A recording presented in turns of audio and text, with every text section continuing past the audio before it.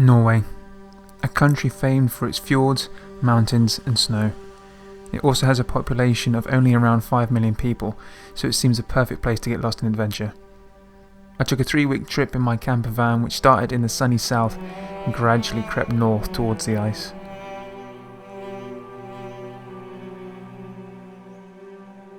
Halfway through the trip I spent Easter with some friends and their amazing family. What was supposed to be just an afternoon visit turned into a 3-night stay in which we played games, had lots of food, shared many laughs, and of course, stretched the legs.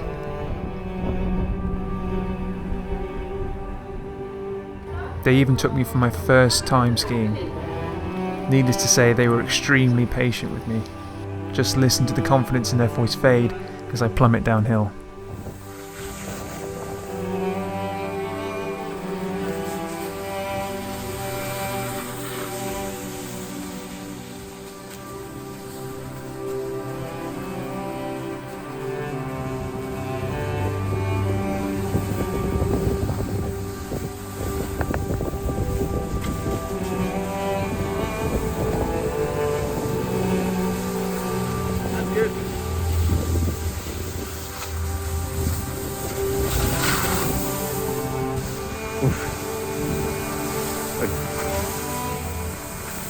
After fond farewells, it was time to resume exploring this amazing place.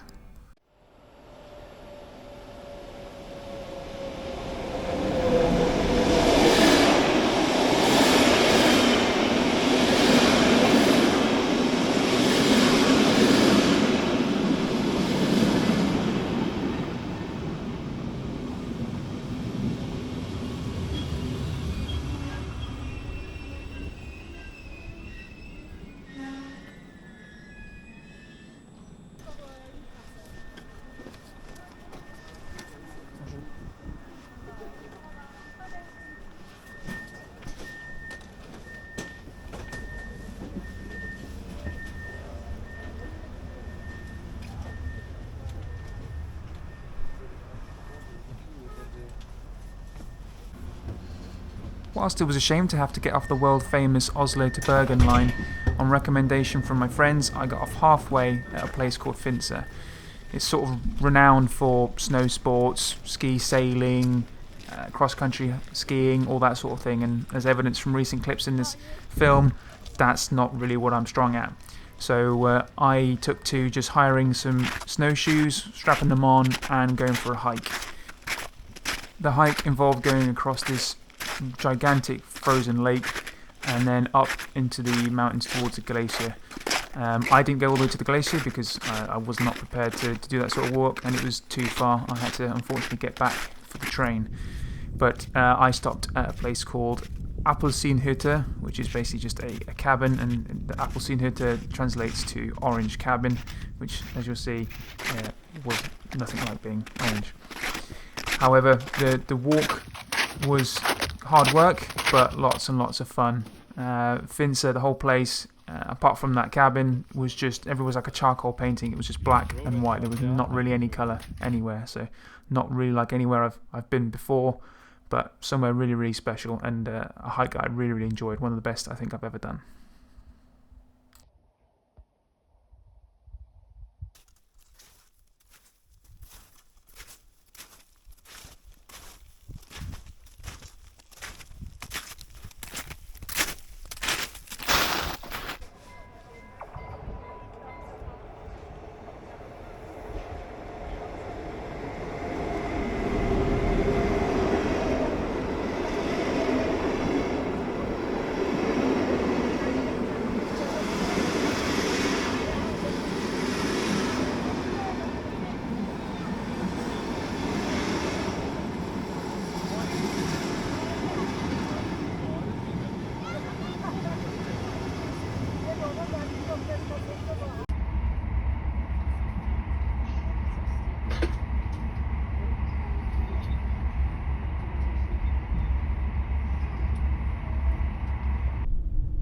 The reason I needed to get back to the train in Finse is that I'd booked myself some luxurious accommodation for this trip to celebrate a special occasion.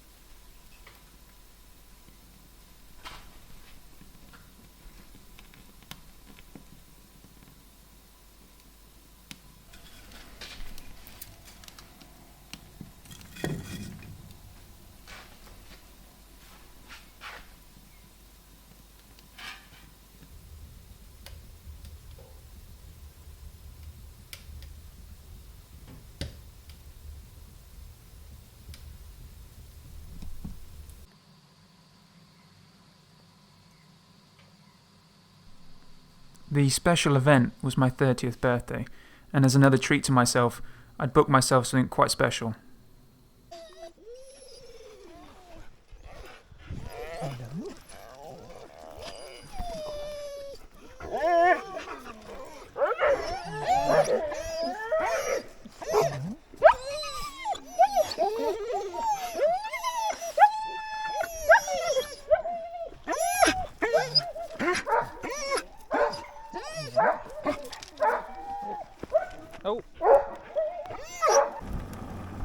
Now, unfortunately, there wasn't any snow around to make it proper dog sledding, but it was still great fun, and I enjoyed every minute of it. I would like to go back and do it in the snow, and even have a go at doing it myself. This tour was supposed to be with multiple people, and then you'd be able to share driving and stuff like that, but given I was the only one that booked, it was just me and the guide who was from England, which was quite amusing. I just got to relax and enjoy it for what it was, which was a really nice experience. The weather, unfortunately, was also a little bit miserable, as you can see, but again, that didn't stop the dogs or me from having any fun.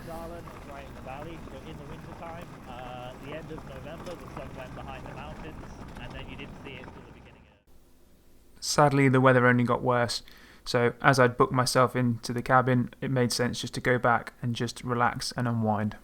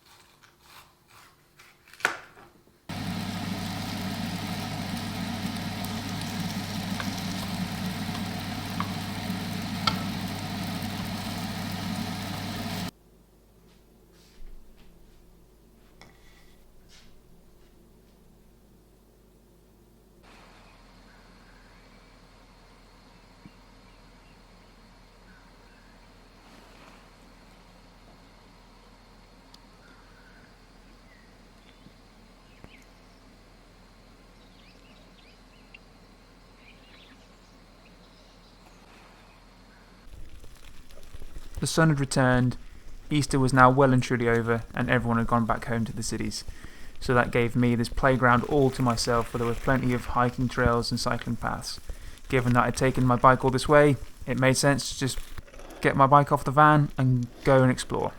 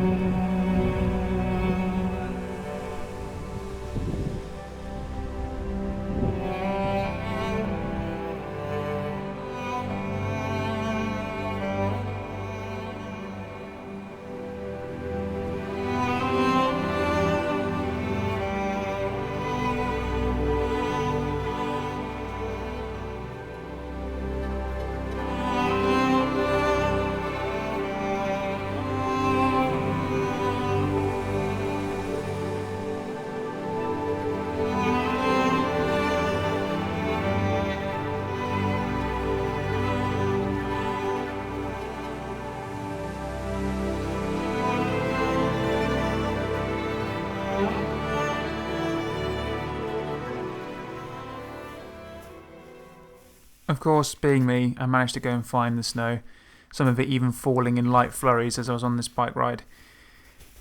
Some of the snow in the clips doesn't look like much, but it just steadily got worse and worse, deeper and deeper, and sometimes you'd go shin deep, sometimes you'd go knee deep as you step through, and so you were sort of gingerly trotting your way through, and it just became a lot of hard work, and it only got harder. This is also bearing in mind that I have a hybrid bike and not a mountain bike, so I was pretty ill prepared.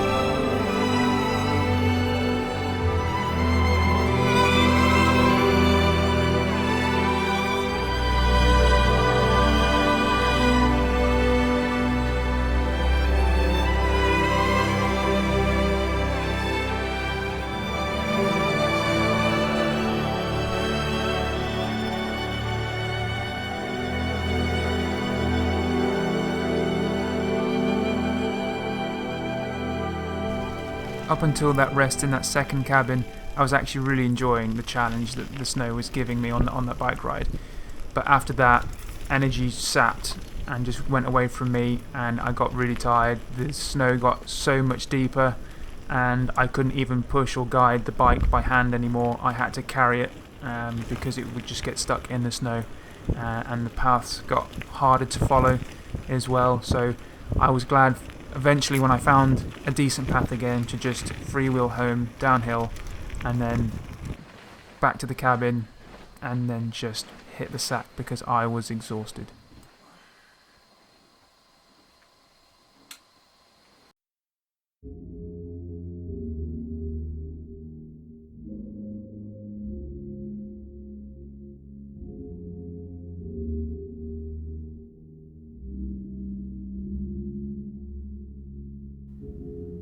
Being tired from the day before and having to leave the cabin, it made sense only just to have a day in the van exploring and building up some miles. But in doing so, I probably went through some of the most beautiful scenery that Norway has to offer.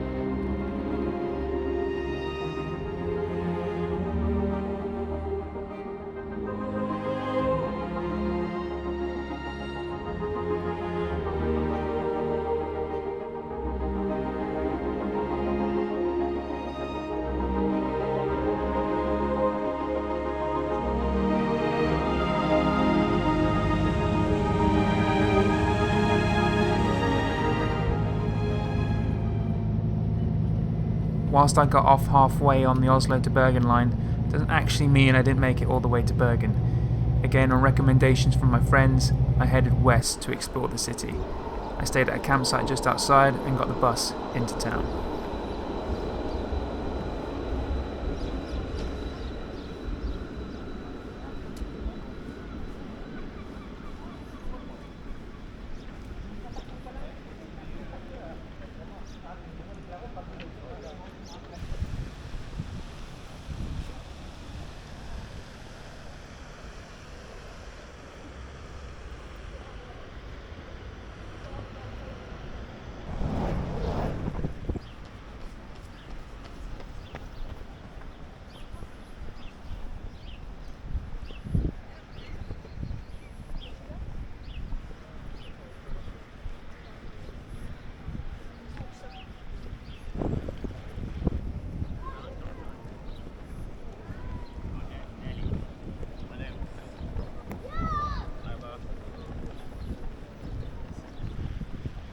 It all seems pretty quiet and empty, doesn't it?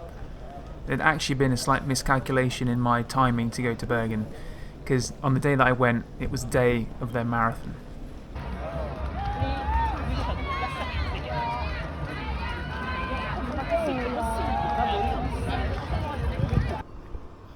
It was actually really cool to see the marathon, and it created a real buzz and atmosphere around the city. It looked like one hell of a course as well, because it involved going up plenty of hills, and I even managed to find my own hills to go up to. This is the Stelzekleven, which is up to 900 uneven, irregular stone steps that are very steep and very difficult to walk on, but they were worth it in the end for the views at the top. I definitely wasn't going to walk back down them though.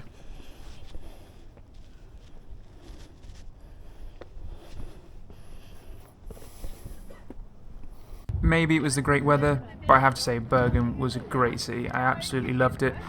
It was very small, very compact, but there was great city life. There was hiking as well if you wanted that. There's the sea where you could just sit and watch boats go by all day, and the people were very friendly. I really do hope they open up the Bergen to Newcastle ferry line again.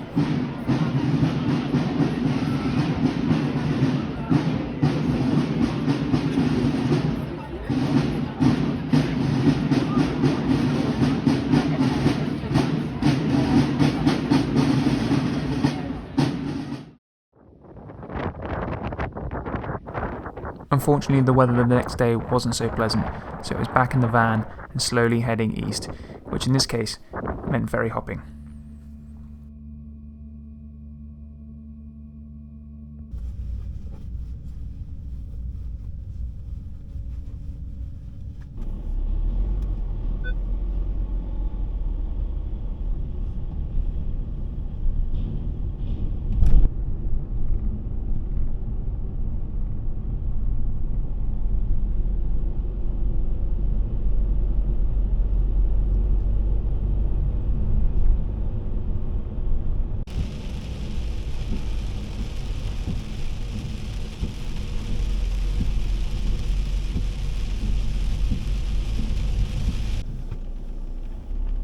After a long day meandering through the fjords and vineyards of western Norway, it was time to try and find somewhere to spend the night, which was quite difficult to do. I did come across this lay-by, and it was looking quite promising. It all looked good in my head and quite romantic, that I could get down this dirt track to the beach and have an amazing view, and that probably would have been true if I hadn't decided to do it when it was raining and when the forecast said it was going to continue to rain and get heavier. So I got down to the bottom of the beach, and then I started to panic to think, would I actually make it back up in a 3-ton van on a muddy dirt track? I managed it, but only just.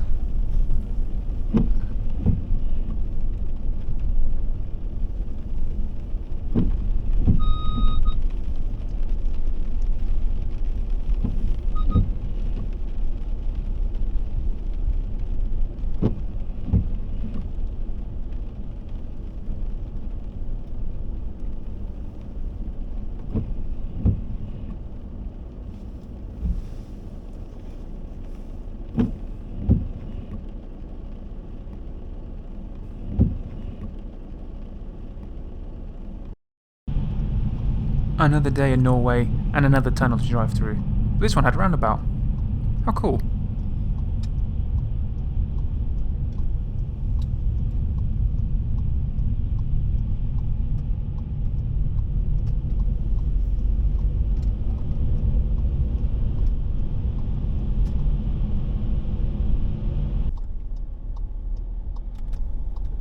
Continuing to head east, at the end of a fjord I'd read about a remote town at the top of a mountain. I think it's pronounced Kiesen, but basically it's up this mountain road switchbacks that lead into a tunnel. But it's only one-way traffic, so you can only go up on the hour and down on the half hour. I went at the last opportunity of the day, which is about 5 o'clock, and there were no other cars with me.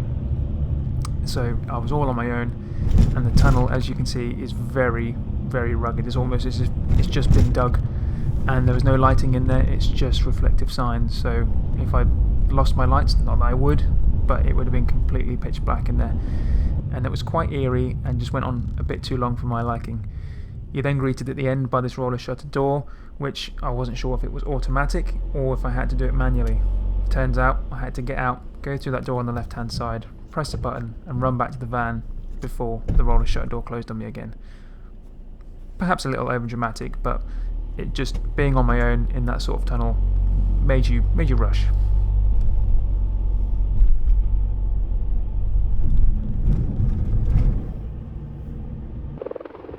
As everywhere in Norway, any climb that's hard work or a little bit sketchy was always well rewarded.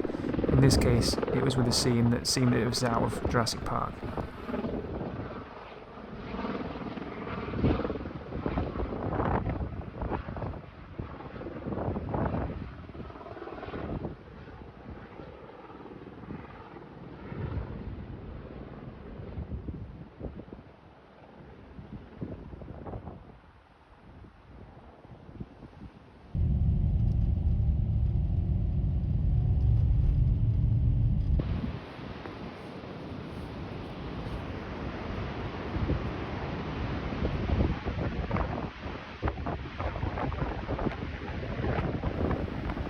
Heading back up through the mountains, I came across this spectacular waterfall, but unfortunately this is where tragedy struck.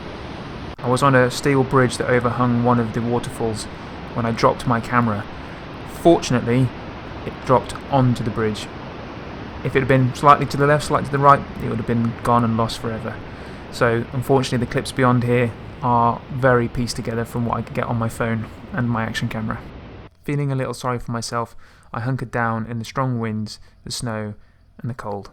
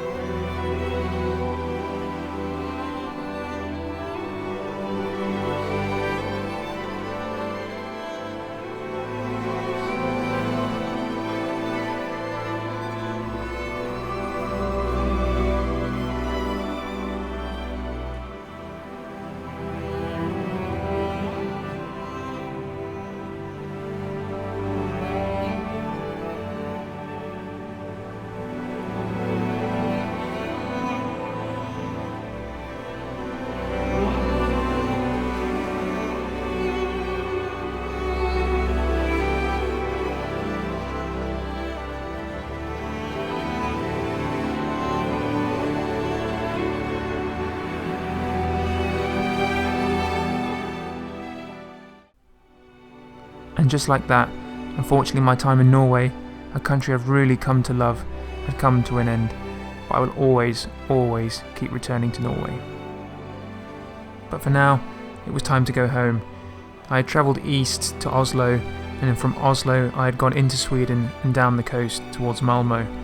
Sweden in its own right is a very beautiful country, somewhere I have been before, but every visit has always been too short.